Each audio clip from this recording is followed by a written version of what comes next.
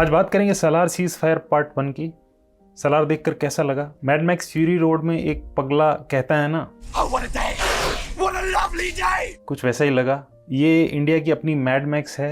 Massive scale है, massive buildup है, crazy भयानक उत्तेजना जगाने वाली फिल्म है। अपनी समकालीन फिल्मों को नर्वस कर जाने वाली फिल्म है। कहीं तो ये KGF से भी ज़्यादा शाइन करने वाली है।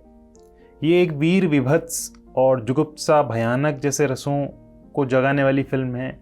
खाली एक्शन मार धाड़ खून खराबे वाली फिल्म आप इसको नहीं कह सकते हो, बल्कि बेस्ट एक्शन मूवीज़ में से एक है। इसमें जुड़वा भाइयों अंबू और अरितुमणि ने एक्शन सीक्वेंसेस डिज़ाइन किए हैं। बड़े डेंसली पैक्ड उनके एक्शन सीक्वेंसेस है। सुंदर है, स्मार्ट एक्शन है, असरदार है, ऑलमोस्ट परफेक्ट है। सलार सीज फायर पार्ट 1 सिर्फ एक्शन फिल्म ही नहीं है, ये इसे मैं एक फैंटेसी फिल्म भी कहूँगा, एक ज़ॉम्बी फिल्म भी कहूँगा, एक डिस्टोपिया भी कहूँगा। स्लो मोशन का बहुत ज़्यादा इस्तेमाल करती है, इसलिए इसको स्लोमो मूवी भी कह सकते हैं। सलार सीज फायर पार्ट 1 आपको किसी भी प्रकार से समृद्ध नहीं करती है, न किसी विमर्श को आगे बढ़ाती है। ये एक खून खराबे वाली फिल्म है, हिंसा वाली फिल्म है, एंटरटेनिंग फिल्म है। और इस जॉनरा के अंदर जो इंटरेस्ट रखने वाले दर्शक हैं या इस तरीके का सिनेमा जिनको पसंद है, उन दर्शकों के लिए ही ये फिल्म है और किसी के लिए ये नहीं है। विजुअली, सिनेमैटिकली और स्टोरी टेलिंग के तल पे कुछ मैसिव और कुछ माइंड ब्लोइंग अचीव करना ही इस फिल्म का मकसद है और इस मामले में ये फिल्म उत्कृष्ट रहती है। ये ट्रूली एक इंटरनेशनल कमर्शियल फिल्म है, जैसे कि ओंग बाक है, द ट्रांसपोर्टर है, द एक्सपेंडेबल्स है। हालांकि उनके एक्शन स्टोरी एलिमेंट्स हैं वो बिल्कुल डिफरेंट हैं और अलग हैं। सलार 1 की खासी अलग चीज़ें हैं, लेकिन ये सब आपको निचोड़ के जाने वाली, आपका सारा ध्यान चूस जाने वाली फिल्में हैं, आपको अपना गुलाम बनाने वाली फिल्में हैं। सलार इन सब फिल्मों में सबसे ज़्यादा इमोशनली पावरफुल और संकेंद्रित भी है। अगर आप ऐसी वॉयलेंस, मारकाट, डार्कनेस, बर्बरता पचा सकते हैं तो आप इसको ज़रूर देखें, अन्यथा इससे आप दूर रहें। ये रिव्यू यहीं तक। अब आगे बात फिल्म पर विस्तार से होगी। कुछ खुलासे, कुछ स्पॉइलर हो सकते हैं। रुकना चाहें तो रुकें, जाना चाहें तो आप जाएं। गेम ऑफ थ्रोन्स, वाइकिंग्स जैसी विजुअल स्टोरीज़ को स्वीकार किए जाने से सलार के मेकर्स को बड़ी हिम्मत मिली, प्रिज्यूमेबली, कि वे भी अपना कैनवस है वो सारी बेड़ियां तोड़ के खोल सकें। तो फिर ये कहानी आई। ये कहानी अपनी जड़ों में 1000 साल से भी पहले जाती है, मोहम्मद गजनी और चंगेज़ खान से भी पहले। और इतना लंबा जो कथाक्रम है, इसमें प्रशांत नील की स्टोरी, स्क्रीन प्ले, डायरेक्शन वाली ये सलार घटती है। इसका जो कालखंड है वो 1985 से 2017 के बीच है। 2 बच्चों की कहानी है, देवा और वर्धा, दोनों अटूट दोस्त, और फिर कैसे ये अटूट दुश्मनी में बदल जाती है ये आपको देखने को मिलता है। संदीप रेड्डी, हनुमान चौधरी और DR सूरी के डायलॉग्स हैं। जगह जगह बिल्डअप करते चलते हैं, खुद ही अपनी कहानी का क्लाइमेट है बताते चलते हैं, उसको हाइप करते चलते हैं। एक पात्र है वो अमेरिका से आती है, आध्या उसका नाम होता है, श्रुति हसन ने उसको प्ले किया है। एक पात्र आध्या को देवा की कहानी सुनाने जा रहा होता है तो गजब की नाटकीयता के साथ वो बोलता है कि कुछ कहानियों को देखकर डर लगता है, कुछ कहानियों को सुनकर डर लगता है और कुछ कहानियों को याद करके ही डर लगता है। अब ये संवाद सुनने में फीका लगेगा, लेकिन विजुअली जब आप इसको देखते हैं तो बहुत ही ज़्यादा प्रभावशाली होता है। इस कहानी के फ्रेम स्याह हैं, अंधेरे हैं और कोयले जैसे काले हैं। कुछ रॉबर्ट रॉड्रिगस की सिन सिटी के जो घुप अंधेर फ्रेम्स हैं उनके जैसे, या फिर जगत के बड़े ही जहरीले सांप अफ्रीकी ब्लैक माम्बा के मुंह जितने काले। ये कहानी, ये फिल्म भी उतनी ही जहरीली है, जिसे भी छू जाए उसे मार डाले। इस घुप अंधेरे कुएं में कहीं रोशनी की कोई किरण नहीं है, बस 2 ही किरणें हैं। पहली, जो बच्चे आपको कोयले की खदान में नजर आते हैं, जो स्कूल में पढ़ते हैं और खुशी, प्रसन्नता, शरारतों और बेबाकियों से भरे हैं, वे ताड़ जितने लंबे देवा के दोस्त हैं। दूसरी किरण है देवा, जब वो अपने शांतिकाल में होता है, जब तक वो शांत है तब तक सब अच्छा है। ये 2 आशा की किरण है, इसके अलावा इस फिल्म में कोई आशा की किरण नहीं है, सब अंधेरा है। उन बच्चों को पढ़ाने वाली देवा की माँ कहती है कि बच्चे पिघले हुए लोहे के जैसे होते हैं, सही सांचे में ढालो तो रोशनी देने वाले दीपक बन जाते हैं और गलत में डालो तो खून पीने वाली तलवार बन जाते हैं। देवव्रत रायसनी उर्फ देवा, ये आयरॉनिकली या आइकॉनिकली गुड्डू धनोवा की जिद्दी के देवा के जैसा ही है, जिसको सनी देओल ने प्ले किया था। उस देवा ने अपनी बहन को छेड़ने वाले का हाथ उखाड़ के फेंक दिया था। प्रशांत नील का जो देवा है वो स्त्री को स्पर्श करने वाले गुंडों के हाथ लोहे पर पटक पटक के उनका चूरा चूरा कर देता है और छोटी बच्चों का उल्लंघन करने वाले लोगों की जांग और हाथ काट के उनको अलग कर देता है। तो वो जो खून पीने वाली तलवार है जिसकी बात इसकी माँ कर रही है, वो खून पीने वाली तलवार देवा है, उसकी टीचर का बेटा।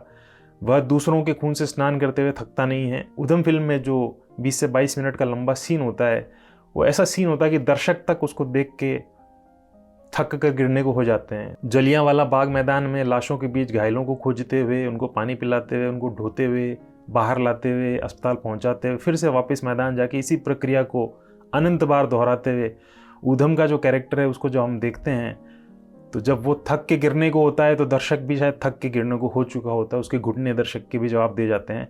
सलार का देवा ऐसा नहीं, वो थकता नहीं है, चाहे कितने ही लोगों की सेना के सामने वो खड़ा हो। मांस में मुक्के मारते रहने से रॉकी बैल्बोआ थक जाता है, लेकिन देवा एक के बाद एक 100 किलो के गुंडों की मजबूत देह पर गंडासे से मारता जाता है और मानो कोई एनर्जी एग्जर्ट ही नहीं हो रही उसमें से। उसके प्रहार बड़े एफर्टलेस हैं, सुंदर हैं, मक्खन पे चलने वाले गर्म चाकू के जैसे लगते हैं। जिद्दी में जो देवा का अहिंसावादी पिता अशोक प्रधान होता है, उसी की तरह देवा की माँ भी है जिसको ईश्वरी राव ने प्ले किया। तो ये किरदार जो होता है माँ का, ये खून खराबा पसंद नहीं करता है और चाहता है कि शिक्षा के मार्ग पे सब बच्चे आगे बढ़े। अपने बेटे को लेके भी उसने ऐसा सोचा होता है, लेकिन ऐसा हो नहीं पाता है। फिल्म में जब स्क्रीन पे लीड हीरो की एंट्री होती है तो लिखा आता है रेबल स्टार प्रभास। शुरू में काफ़ी वक्त तक प्रशांत नील है उनको उस मॉडल एक्टर की तरह ही बरतते हैं जिसे रॉबर्ट ब्रेसो ने डिफाइन किया था या जिसका इंट्रोडक्शन किया था। उनका मानना था कि एक्टर जो होता है सिर्फ डमी मॉडल के अलावा कुछ नहीं होता है, उसकी काया, उसका चेहरा, उसका सांचा एक पात्र के एग्जीक्यूशन में काम आने वाली चीज़ है, उसकी अपनी कोई सत्ता नहीं है। प्रभास की जो स्टील और पहाड़ जैसी विशाल संरचना होती है, इसी का उस मॉडल एक्टर नुमा अंदाज में ही फिल्म इस्तेमाल काफ़ी देर तक करती है और ये बहुत इम्पैक्टफुल भी साबित होता है। बाद में उनका पात्र नई इमोशन दिखलाने लगता है और वहाँ प्रभास ने बेहद कंट्रोल्ड और नियर परफेक्ट परफॉर्मेंस दिया है। देवा कोयले की खदान में रहता है, मिजाज से चरम है, खाने में ढेर सारी लाल मिर्ची का पाउडर उड़ेल के खाता है, आप उसको देख लो तो आपकी आंखें जलने लगे, इतनी लाल मिर्ची उड़ालता है। और रहता है एकदम बर्फीले वाइट वॉकर जितना शांत। उसका एक चरम है चुप्पी, धैर्य, अहिंसा, माँ का आज्ञा पालन। एक लड़की को उठाया जा रहा है, जुल्म हो रहा है, लेकिन वो आगे बढ़ जाता है, दिखता भी नहीं है, उसकी पलक नहीं झपकती है क्योंकि उसकी माँ का आदेश है। फिर माँ ही जब अपने हाथ खोल देती है तो फिर वो परम हिंसा की बारिश करने पे उतारू हो जाता है। बच्चों के साथ उसका रिश्ता बड़ा मनमोहक होता है, वहाँ अपनी विशाल काया के साथ बहुत कोमल नजर आता है। सलार की स्टोरी टेलिंग संरचना भी कमाल की, कुछ हो रहा है, क्यों हो रहा है दर्शकों को पता नहीं होता है, उन्हें जानकारियाँ बहुत ही कंजूसी से और बहुत छोटे छोटे पीसेस में दी जाती है। जैसे कहानी में सब डरे हुए हैं, कोई बदला लेना चाह रहा है, कोई बचना चाह रहा है, कौन किसको मारना चाह रहा है, क्यों मारना चाह रहा है, उसकी बैक स्टोरी क्या है, क्या हो रहा है, कौन किधर आ रहा है, कौन किधर जा रहा है, नए कैरेक्टर इंट्रोड्यूस हो रहे हैं, कौन है ये लोग। ये सारा डेटा दर्शक को ओवरवेल्म कर देता है और इसे बहुत कारीगरी से बुना जाता है। कहानी की एक विशिष्टता ये है कि ये प्याज के छिलकों की तरह उतरती है, बाहर से अंदर की तरफ। पहले सस्पेंस बिल्ड किया जाता है, फिर कैरेक्टर का, उसके एक्शन का, उसकी असली स्टोरी का सबसे अंदरूनी छिलका वो एकदम लास्ट में अनावृत होता है। ये स्टोरी टेलिंग का गजब का तरीका है, खास के मनोरंजन के पॉइंट ऑफ व्यू से, और ये बहुत कारगर रहता है। डायरेक्टर प्रशांत नील और राइटर्स की जो अघोषित वर्जना है कि वे कभी भी कहानी के बारे में सारे पत्ते सामने दर्शक के नहीं रखने वाले हैं। एक एक सेकंड के हिसाब से बातें, जानकारियाँ लीक की जाती है, उधेड़ी जाती है, उघाड़ी जाती है। उनका बिल्डअप के प्रति जो आग्रह है वो इतना भीषण है कि 3.5 मिनट का ट्रेलर जब आता है तब उसमें देवा की एंट्री 2 मिनट 16 सेकंड पर होती है, इतने में ट्रेलर खत्म हो जाया करते हैं। कोई भी डायलॉग है वो सीधा नहीं बोला जाता इस फिल्म में, एक एक शब्द के बीच में पॉज लिया जाता है, एंटीसिपेशन को बहुत बढ़ाया जाता है। जैसे एक सीन में वर्धा कहता है, जिसको प्ले किया पृथ्वीराज सुकुमारन ने, कि तूने इन सब हत्यारों को ड्रग्स दे के पागल बनाया, पर वो पैदाइशी पागल है। अपने दोस्त देवा के बारे में ये बात किसी को कह रहा होता है और उस संवाद के पहले हिस्से में कि तूने इनको ड्रग्स दे के पागल बनाया, वो पैदाइशी पागल है, इसके आधे हिस्से के बाद 7 से 8 सेकंड का पॉज आता है और दर्शक कि उस एंटीसिपेशन को, उस व्यग्रता को कि अब क्या बोलेगा, रवि बसरूर का जो बैकग्राउंड स्कोर है बहुत ज़्यादा पंप अप करता है और बढ़ाता है। इतना खींचना एक एक शब्द को एक अलग ही किस्म की बोल्डनेस है जो हर फिल्म कैरी करके ले जाए, ऐसा पॉसिबल नहीं होता है। जैसे एक डायलॉग देवा का आता है, वह अपने दोस्त वर्धा के बारे में किसी को कहता है कि कोई इसको हाथ नहीं लगाएगा, तो उसके बाद उसके शब्द आते हैं, प्लीज़ आई काइंडली रिक्वेस्ट। ये 4 शब्द होते हैं। इन 4 शब्दों को बोलने में देवा 13 सेकंड ले लेता है। हर शब्द के बाद में न जाने कितने ही फ्रेम्स होते हैं, उनको एडिटर उज्जवल कुलकर्णी काटते हैं और जोड़ते हैं उसके अंदर। सलार सीज फायर पार्ट 1 साल 1985 से शुरू होकर 2017 तक आती है, लेकिन इसका एक कंटेम्प्रेरी टाइमलाइन वाला जो हिसाब किताब नज़र आता है, ये एक महज छलावा है, मृगमरीचिका है। असल में एक डिस्टोपियन फिल्म है, मतलब एक अपोकलिप्टिक फ्यूचर इसमें आपको नज़र आता है जो समकालीन होने का आभास देता है। ये फ्यूचर में सेट फ्यूचर नहीं है, ये एक हाईली फिक्शनल डिस्टोपियन स्टोरी जिसमें कई थीम्स और मोटिव हैं। वो society, politics, violence, animal behaviour, barbarianism, blood lust, power, morality, immorality, इन सब के इर्द गिर्द है। एक कस्टम और पोर्ट अथॉरिटी होती है, एक ऑफिसर होता है, वो थर थर कांपते हुए एक ऐसी रहस्यमयी जगह का जिक्र करता है जिसके चारों तरफ कोई विशाल दीवार बनी है और उस दीवार पे मॉडर्न वेपन्स इंस्टॉल किए हुए हैं, कोई अंदर जा नहीं सकता है और कोई जानता नहीं है अंदर उस दुनिया में क्या है, और इंडिया के रूल वहाँ पर अप्लाई नहीं होते लेकिन वहाँ के रूल सारे इंडिया पर अप्लाई होते हैं। ऐसी एक कहानी वो बताता है कि हमको ये किंवदंती आज तक सुनने को मिली लेकिन अब लगता है कि ये सच है। तो जब वो ऐसा सुनाता है तो वो फ्यूचर का कोई डिस्टोपियन प्लेस ही लगता है, क्योंकि हमने अपने जीवन में या हमने अपने आसपास की दुनिया में ऐसे प्लेस कभी देखे नहीं है। और इस प्लेस का जो फिल्म में नाम होता है वो नाम होता है खानसार। ये नाम आपको बार बार सुनने को मिलेगा और ये नाम बहुत वजनी नाम है, इसी के अराउंड बहुत सारी चीज़ें होती है। इसको डिस्क्राइब करते हुए फिल्म कहती है कि दहशत ही था उसका हथियार जिसका सामना कोई न कर पाया, खानसार का सामना कुछ ऑर्डिनरी नहीं होता है। जैसे खानसार किसी यूरोपियन देश के जैसा आपको लगेगा, वो आपको किसी जंगल में स्थित या किसी KGF नुमा काली बदरंग सी दुनिया नहीं है, वो एक यूरोपियन मुल्क जैसा लगता है, डेंसली पॉपुलेटेड यूरोपियन मुल्क है कोई, जैसे कोई फ्रांस है, इटली है, स्वीडन है, वैसा आपको वो लगता है उसका ओवरव्यू। गोरा सा है, कलरफुल है, सुंदर है उसकी वास्तुकला, रात को जगमगाती इमारतें हैं, शहर है। लेकिन यहाँ रहने वाले जितने भी लोग वो सारे आज भी कबीलों की तरह रहते हैं, उन्हीं नियमों से रहते हैं जो हज़ारों साल पहले लोग रहा करते थे, और जब वे बर्बर हुआ करते थे, पशु हुआ करते थे, उस माफिक वो आज भी रहते हैं। और ये विरोधाभास है, ये बड़ा गजब का विरोधाभास है और ये देख के मज़ा आता है। इसका एक भावार्थ ये है कि दुनिया मिडाइवल से प्रोग्रेस होकर आई है लेकिन अदृश्य रूप से क्या आज भी वैसी ही है। बस इंसान है वो सूट बूट पहने अंग्रेजी बोलता है, उसके हाथ में गंडासे नहीं है, लेकिन बोर्ड रूम्स में, प्राधिकरणों में, संसदों में, न्यायाधिकरणों में वो कलम से इंसान ही तो काटता है और क्या करता है। खानसार के बारे में कहा जाता है कि एक ऐसी दुनिया है जहाँ जंग हार जाने का मतलब था सब कुछ हार जाना। क्या ऐसा असल ज़िंदगी में भी हम नहीं देखते हैं कि एक आम आदमी अगर जंग हार जाता है, रोज़गार हार जाता है, सब हार जाता है, तो क्या उसके पास बचता है कुछ? तो फिल्म है वो अपने फिक्शनल डिस्टोपियन वर्ल्ड के अंदर ऐसी कई चीज़ें दे के जाती है जो रियल वर्ल्ड में भी है, अगर आप उसको उसके भाव के साथ समझ के देखो तो। फिल्म एक जगह वो द पर्ज मूवी में भी तब्दील हो जाती है। पर्ज मूवी जेम्स डी मोनेको की डिस्टोपियन एक्शन हॉरर फ्लिक, जो अपनी ही तरह की खूनी फिल्म है। सालार में एक जगह घोषणा की जाती है कि रात 12 बजे के बाद सीज फायर हटा दिया जाएगा और खानसार में जहां जो चाहे एक दूसरे को वैसे काट सकता है, मार सकता है। और ये पर्ज मूवीज जो इस प्रकार की होती है वो बड़ी कमाल का एक मनोवैज्ञानिक परिदृश्य होती हैं सिनेमा में। दो विचारणीय बातें इसको लेके, पहली ये कि सिनेमा आखिर पर्ज मूवीज को बनाने की ज़रूरत क्यों समझता है, और मनोरंजन या जॉनरा एक्सप्लोरेशन के अलावा इसका कारण और क्या हो सकता है। दूसरी ये कि दर्शक ऐसी फिल्म क्यों देखता है जहाँ पे वहशी पागल हत्यारे अपने से कमज़ोरों को, बेकसूरों को, नियतों को अकारण ही सिर्फ प्लेजर के लिए मार रहे हैं, काट रहे हैं। एक दर्शक उसको क्यों देखना चाहता है, इसका मनोवैज्ञानिक कारण क्या है, और दर्शक को आखिर उससे क्या मिलता है। इंस्टेंट जस्टिस मिलता है कि उसे तमाम कानूनी नैतिकताओं और कानूनों कायदों से मुक्त होकर बर्बर होने दिया जाए कुछ 2 घंटे 2.5 घंटे के लिए, और उसको एक ऐसे दौर में वापस लौटने दिया जाए जब कोई भी किसी को मार दिया करता था। टेलर शेरिडन की एक एपिक सीरीज़ है येलोस्टोन, उसकी प्रीक्वल सीरीज़ थी 1883, उसकी कहानी को यहाँ पर आप ले सकते हो। वो ज़्यादा रियलिस्टिक स्पेस से बात करने के लिए, ये वो काल था 1883 के आसपास का जब अमेरिका में लुटेरे, हत्यारे, अनसिविल बर्बर लोग खुले घुमा करते थे और वो उन्हीं लोगों का देश हुआ करता था। सिविल वॉर के बाद अमेरिका के एक कोने टेक्सास से एक डटन फैमिली होती है, वो कई और लोगों के साथ एक दूसरी जगह जाने को निकलती है, ओरेगन जाने को निकलती है, और पैदल जा रहे होते हैं अपने डेरे के साथ, और रास्ते में जगह जगह उनको बचना होता है लुटेरों से, हत्यारों से।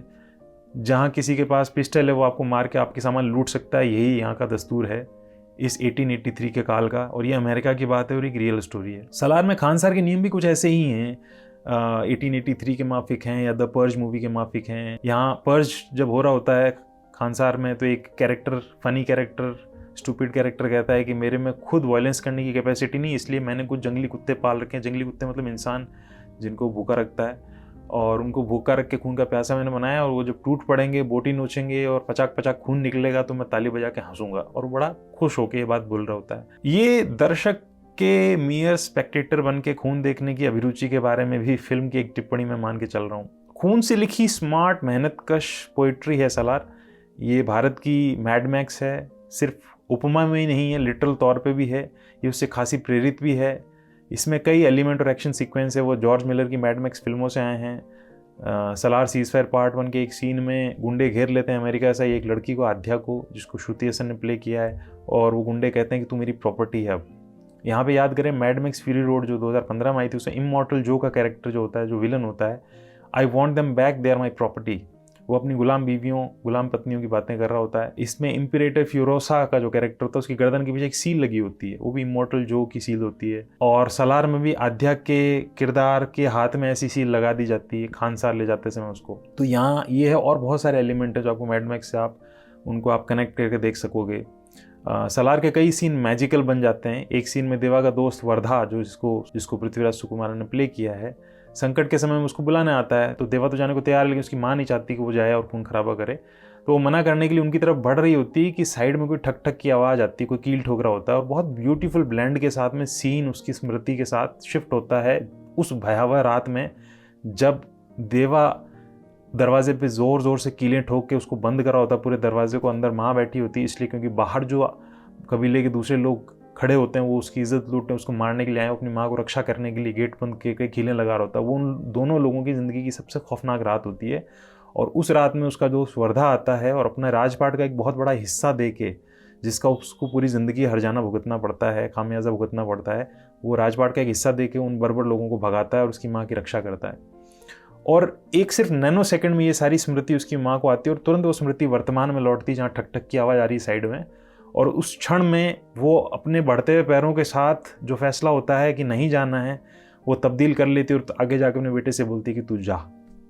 और सब हैरान रह जाते हैं। एक सीन जो फिल्म का सबसे ग्रूसम मारकाट वाला सीन है, जिसमें बकरे की बलि और किसी राक्षस के वध की बड़ी समतुल्य बेढंगी उपमा दी जाती है। काली माँ से रक्षा के लिए प्रार्थना कर रही होती है एक महिला, बंजारन महिला सी होती है, और वो गिड़गिड़ा सी रही होती है कि उसका कोई अपना है जिसको कोई नुकसान पहुंचाने वाला है और कोई उसकी मदद करने वाला नहीं। तो देवा आता है और बोलता है कि इस तरीके से काम नहीं बनेगा। काली माँ को मनाना है तो बकरा ढूंढा जाता है, उसे तैयार किया जाता है, उस पर पानी का छींटा मारा जाता है, फिर वो हिलता है तो इसका मतलब ये है कि अब वो तैयार है बलि के लिए। तो ये जो पानी का छींटा मारा जाता है, जैसे ये शब्द आते हैं स्क्रीन पे तो पैरेलल विजुअल आता है सामने खड़े एक विक्षिप्त आदमी का जो काम वासना में पागल हो रहा है, और वो जब पीछे से वर्ड्स आते हैं पानी के छींटे तो वो हिलता है जैसे बकरा पानी के छींटे गिरने पे हिलता है। तो फिल्म खेल करती चलती है, ये कोई फ्लैट खून खराबे वाली एक्शन फिल्म नहीं है। और यहाँ पे विभत्स वीर रस के जो सौंदर्य वाले सिनेमा के जो बेस्ट सीन्स आज तक बने हैं जब से सिनेमा बना है, उनमें से कुछ एक आपको सालार में नजर आते हैं, इंक्लूडिंग ये सीन। एक सीन में एक टैटू बनाने वाली वियर्ड सी जादूगरनी सी महिला होती है, वो देवा से पूछती है कि क्या गोदूं बोल, माने तेरे टैटू तेरे हाथ पे कौन सा बनाऊं मैं। और वो एक पॉज लेके एक अलग ड्रामेटिक्स के साथ, स्वैग के साथ बोलता है, जो मेरी आंखों में दिखे।